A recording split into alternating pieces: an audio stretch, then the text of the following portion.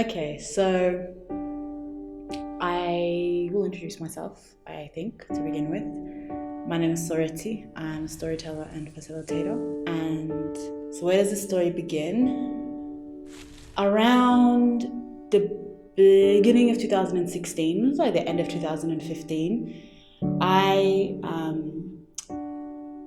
the beginning of my personal transformation, or personal awakening to, reality and all of the different things that come along with being a human being began.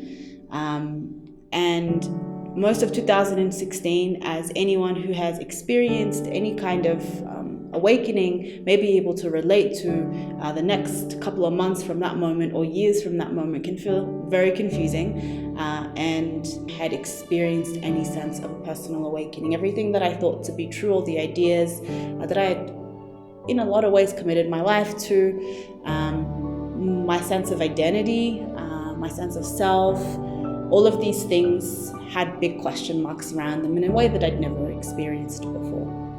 I knew of the reality of anxiety, and I respected and acknowledged that people experienced it, but it was never something that I thought I'd go through until this year became a reality for me.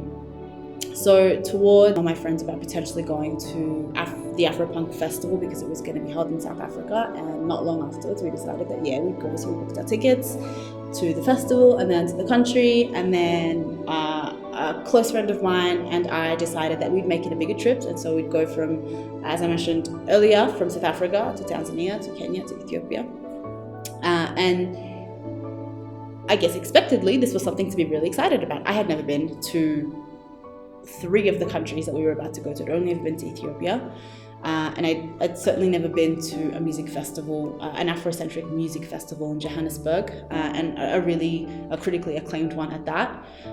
So there were many reasons to be really hyped about this trip. I remember when I got there, I was already kind of miserable for the year prior, but I had a whole bunch of things to distract me from it. So when I landed in this totally foreign place, all I could really experience of myself was just how much negativity was in my head, in my heart, all around me. I felt completely just miserable. I can't pick a better word to describe what I was feeling when I got there. And perhaps you can relate to this when you feel this way, especially if you're someone who likes to spend time around people. It gets a little bit difficult to feel like you're bringing, a good or productive or enjoyable energy to social gatherings and such. So I struggled to spend time with my friends who, had decided to come to this country with. A lot of it was an introspective, and not in like a having wonderful realizations kind of way, just like a kind of lost and unknown and dark introspective period. So then the day came of actually going to this festival, and I had gone out a couple of times. I got a little bit of my bearings around the area I was staying, but no part of me wanted to go and enjoy myself at this festival. So I got myself ready, I walked out of the house, and I'm in the most foul mood at this point, and I decided that instead of going in the usual direction I would go to get a taxi out of the suburb that I was living, I would go in a different direction and just see where I ended up. So I just walked and I ended up at a different taxi rank. So when I got to the taxi rank, I thought, okay, I don't know what's going on, but I see a list of potential destinations on this board here, so I'm just going to pick one and I'm going to get in the taxi. And I did that. And as I was sitting in the taxi, I see a woman, so I can see the door from where I'm sitting, and I see a woman who's walking towards the taxi, and I just noticed her. When you just notice somebody for no particular reason. She ended up getting in and sitting next to me, which was between myself and another person.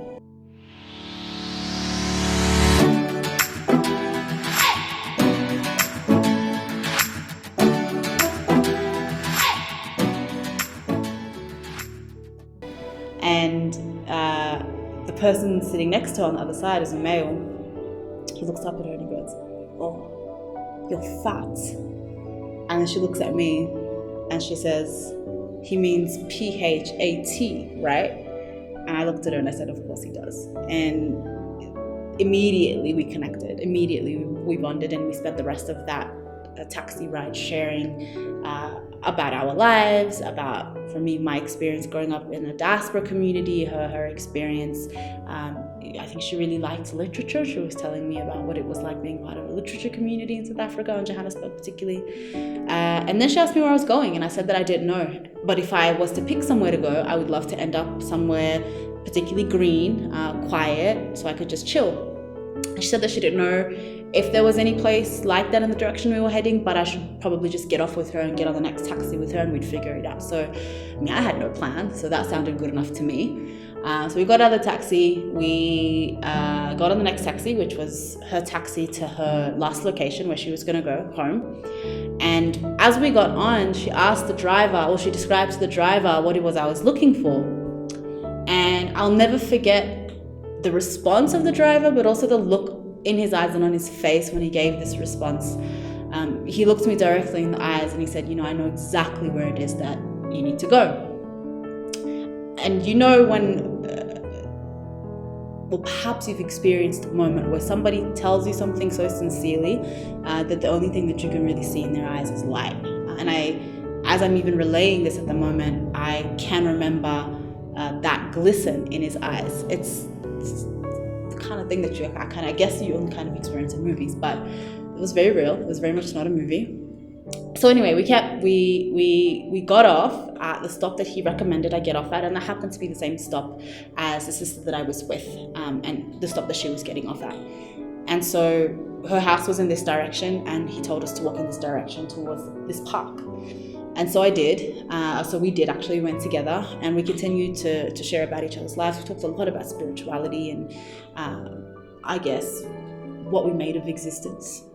And for me, that was a really relevant conversation at that time, because I was on an existential periphery and I was battling with existential questions. I felt like I had no roadmap for answering. So a conversation with a stranger felt like the best place to work this stuff out.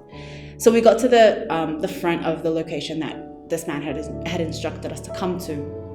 And as we did, I wanted to go this way because it was empty, it was green, it was plain, it was basically what I wanted out of the day. It was just to spend time by myself in a place that was relatively quiet and peaceful. But she was really worried for my safety. She said, there's nobody over there, but if you go over there and enter the actual park, which is, it's called Little River. It's a place you pay entry. It's a whole experience. So she wanted me to go that way because she felt like I'd be safer if I was around people. So we really fought for like 5 to 10 minutes about this, because I was like, you've been really kind to me, but I don't know you. I don't feel the need to, I guess, make you feel more comfortable about where I'm going and what I'm doing, when really I don't want to be around people right now. But she was adamant, and so one, I just wanted the conversation to end, and two, I did want to honor her concern towards the end of the conversation. So I said, fine, I'll go. Very reluctantly, but yes, I said I'd go.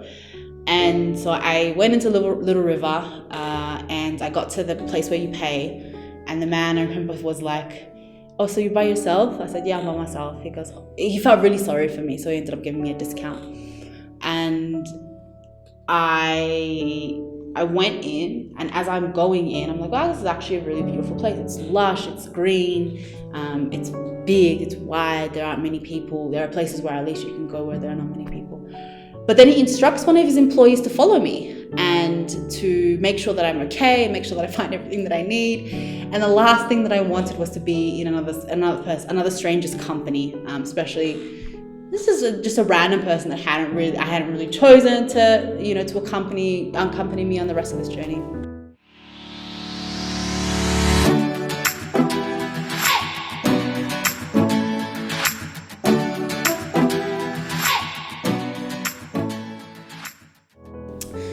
So the whole time that we were together, I kept trying to lose him. Like, I'd hide behind trees, I'd try and go in a different direction, and he'd keep going, where are you going? I'm going this way. I think you're lost. I'm going this way. So I'm like, yeah. I was just behind you. I was just catching up, because I didn't want to be rude either. So, and then he catches on that I'm avoiding him, or I'm trying to get away from him, and he stops abruptly. He looks at me, he's frustrated, and he's like, I don't understand. Don't you want to see the waterfall? And that obviously got my attention. And I said, what waterfall? And he said, there's a waterfall that I'm taking you to. And I said, okay. So I shut up and I followed him. And we ended up like, I feel like we traversed the entire park to get to this place. Like we went up different little rockscapes and we went through like vines and what. So it felt super hidden to me. And of course I wasn't expecting it, but I remember stepping into the vicinity of this waterfall and really feeling my heart open up to the outside world in a way that I hadn't experienced for like months, for a very, very long time. And everything in that moment just stopped. Everything paused. Everything was totally still. I can't tell you what it was about this waterfall, except that I guess the natural world has this impact on just the heart. It stops you, it stills you, it opens you. And I was very thankful, obviously, to this man after that moment. And I just took it in for a long time. I took some photos, and then, even though I had not come prepared to swim, I did end up swimming in the water down the bottom from the waterfall. And nothing significant happened while I was there. It was just the process of trusting a series of events that I had no control over bringing into my life, leading me to something so surreal and so beautiful that had a lot of walls that I'd put up over the last 7-8 months totally in that moment just crumble and allow me to see again the world around me and the world inside me, because I realized in that moment that there was something particularly within me that had led me here as well. I stopped fearing it so deeply. I stopped feeling like there was only toxicity inside and outside of me, that I had stepped out of that really shaky, unknown space that I'd been in for so long in that moment. And it was truly one of the most beautiful moments of my life. And I share this story because it came about through the kindness of other people, of strangers. So when I was on my way out, I did end up making it to Afropunk in the evening. And so when I was leaving Little River, I remember I think I had mentioned that I didn't know how to top up my phone yet, like credit-wise, in terms of to make phone calls. And so I was thinking about this as I left the park. And in that moment, I got a text from the woman that I had met, and she had randomly just sent me credit. And again, to give context, for this past however many months, I'd only experienced the destructive element of my own thoughts. I'd only experienced their ability to make the world outside me feel like a place that I couldn't trust, feel like a place that was working against me. And it just felt that I could now rest again in the knowledge that I was here, that I was like on earth, that it was okay, that things work out, that there is still, that there is kindness, that there is joy, that there is opportunity to be connected and to receive and to love.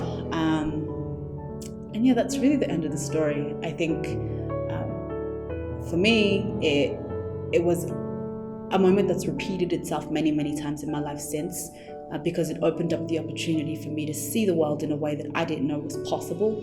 And I think that, at least, Manu, maybe you can relate to this, but that for me, I grew up knowing that there was nothing to fear about people I didn't know, but also recognizing that there was a lot of messaging telling me that there was something to fear about people I didn't know.